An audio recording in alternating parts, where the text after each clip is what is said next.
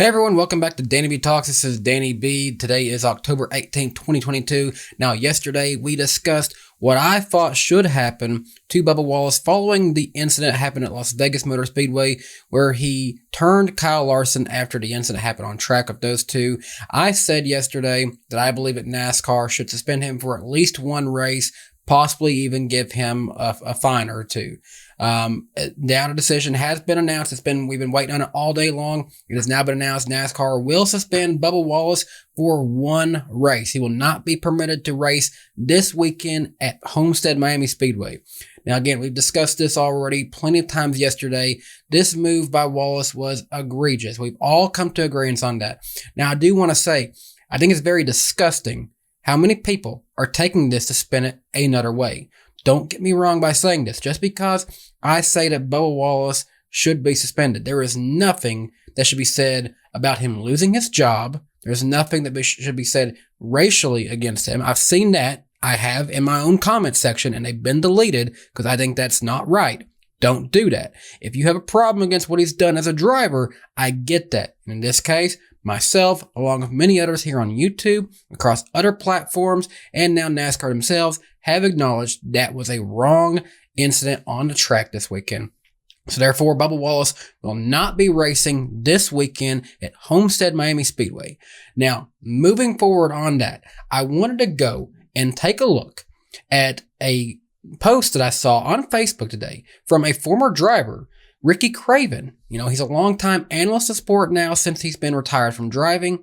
And this actually goes back in relation to the apology that was put out by Bubba Wallace. So first I want to read that apology that Bubba Wallace put out. So Bubba said on a post that was put out onto all of his social medias, "I want to apologize for my actions on Sunday following the on-track incident with Kyle Larson and a number 5 car. My behavior does not align with the core values that are shaped by 2311 Racing and our partners who have played a crucial role in my incredible journey to the top of this great sport. I want to apologize to NASCAR and the fans, along with Christopher Bell, Joe Gibbs Racing, and Toyota for putting them in a situation in the playoffs that they do not deserve. I compete with immense passion, and with the passion, at times comes frustration.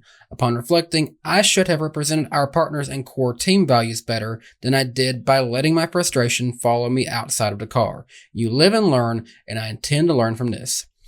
The thing I find the worst with this apology is that I read this and I hear apologies to Christopher Bell, I hear apologies to Toyota, I hear apologies to 2311 Racing and Joe Gibbs Racing. And I hear apologies to the sponsors. That's all well and good. That's to be expected. I do not see a single apology for Kyle Larson, a driver who he spun out and sent into the wall. That is the part that a lot of people had a big problem with. That's the part that I had the biggest problem with. And I believe that's what's led to the suspension by NASCAR. That was not addressed at all in that apology. Now, with that being said, here's what Ricky Craven had to say about this. "This does not cut it. There is no mention of Kyle Larson and his family in the press release.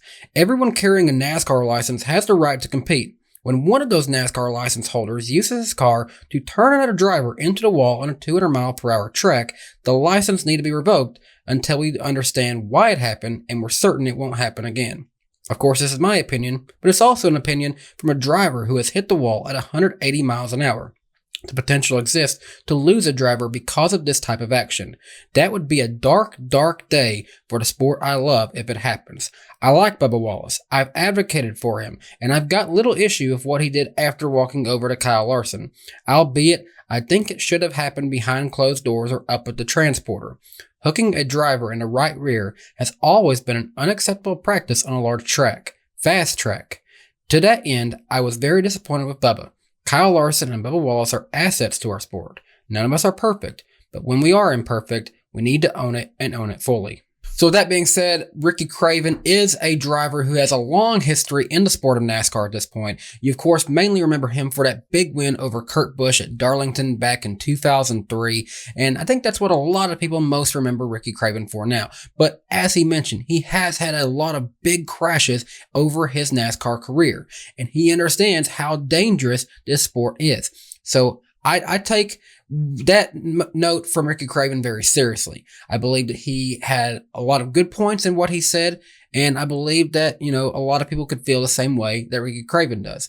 I know also we've seen Joey Logano talk about his thoughts on this on SiriusXM radio this week, albeit a lot of people brought up some contrary circumstances there, as they believe that Joey Logano has been guilty of things in the past, and whether or not that's true, that's up for you to debate. But that's it for me. Bubba Wallace is going to be suspended for one race. That's what I called for it to be. That's what a lot of other people thought should be the right course of action by NASCAR. It looks as though, from most eyes, that they got it right on this one. But let me know down in the comment section below, what do you guys think about this? Was NASCAR correct here? Did they make the right call this time? I personally believe that they did. One race on the bench is hopefully going to be enough to cool down Bubba Wallace and remind him of how important the sport is to him. And also maybe just put it in perspective and have more time to think about what he did and how dangerous that could have been for his fellow competitor. Kyle Larson is the defending Cup Series champion. And a move like that, with, again, what Kyle Larson said on Sunday, with all that's been going on, especially with Kurt Busch having just retired, a move like that is way too dangerous right now. Now, who do we think is going to replace Bubba Wallace this weekend? While there is no set driver that's been announced to drive the 45 this weekend, you would have to imagine we would see someone within the Toyota Racing Development line of drivers. Now, of course, Ty Gibbs is already driving a 23 car, so he would not be an option. I don't think we're going to see Brandon Jones come into this. I mean, although he doesn't have much longer of Toyota, it's already set in stone. He's going to go to Junior Motorsports and Chevrolet next year. Same thing can be said for drivers like Chandler Smith. I don't expect them to move up to the Truck Series, move up to the Cup Series from the Truck Series. So really, I think some of the drivers you want to maybe look at are John Hunter Nemechek. He's currently with Toyota and seems as though he'd have a good chance of staying with Toyota, even with KBM going away from Toyota.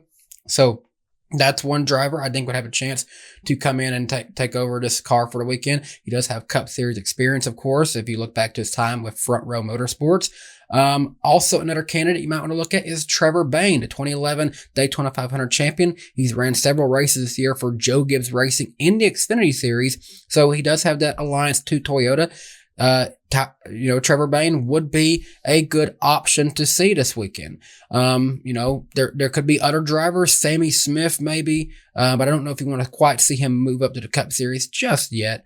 But yeah, those would be the two I would look at the most. I would say John Hunter Nemechek or Trevor Bayne. I'm leaning towards it being John Hunter Nemechek, but of course we'll wait and see what 2311 Racing's announcement is on that later on.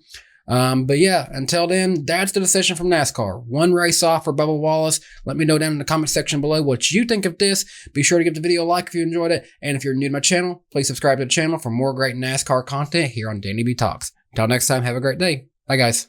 Hey everyone, thanks for watching this video from DannyBTalks. If you enjoyed this video, leave a like on the video, and if you're new here, subscribe to the channel. You might like all the other videos here on this YouTube channel. I talk about all things NASCAR, past, present, and future. Till next time, have a great day. Bye guys.